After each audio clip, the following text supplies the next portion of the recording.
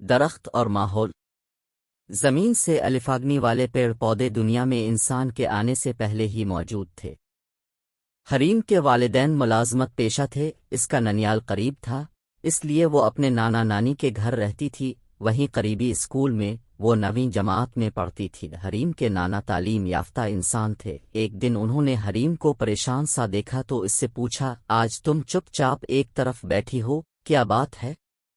نانا ابو، مس نے مجھے پودوں کے بارے میں پڑھایا ہے، وہ نوٹس مجھے نہیں مل رہے ہیں اور اب مجھے پودوں کے بارے میں مضمون لکھنے کے لیے کہا گیا ہے۔ حریم نے نانا کو پوری بات بتا دی۔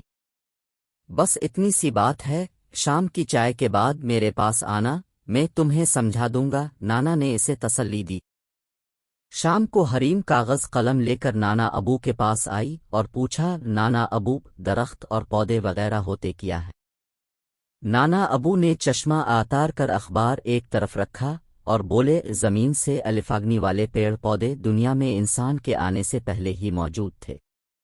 ماہرین نباتات کی تحقیقات سے پتہ چلا ہے کہ 60 کروڑ برس پہلے پودوں کی کچھ سادہ اقسام نے پانی سے نکل کر خشکی پر جڑیں پکڑ لی تھیں۔ 40 کروڑ سال پہلے پودوں کی اونچائی 30 سینٹی میٹر سے زیادہ نہیں تھی۔ یہ ایک زندہ مخلوق ہے اور ان کا جسم بھی دوسرے جانداروں کی طرح خلیات پر مشتمل ہوتا ہے۔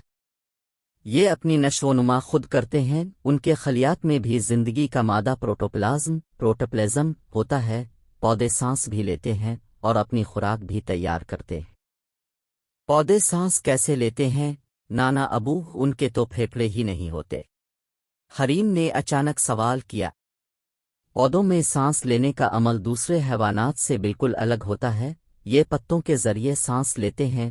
حیوانات کو زندہ رہنے کے لیے آکسیجن کی ضرورت ہے، وہ آکسیجن لے کر کاربن ڈائی آکسائیڈ پیدا کرتے ہیں، جبکہ پودے دن میں کاربن ڈائی آکسائیڈ جذب کر کے آکسیجن خارج کرتے ہیں۔ یعنی پودے اور حیوان، اس میں انسان بھی شامل ہے، کہ ایک دوسرے کے لیے اہم ہے۔ نانا ابو، شاید اسی لیے ہمیں بتایا جاتا ہے اور حکومت بھی زور دیتی ہے کہ زیادہ سے زیادہ درخت آگائی جائیں تاکہ ہمیں صاف آکسیجن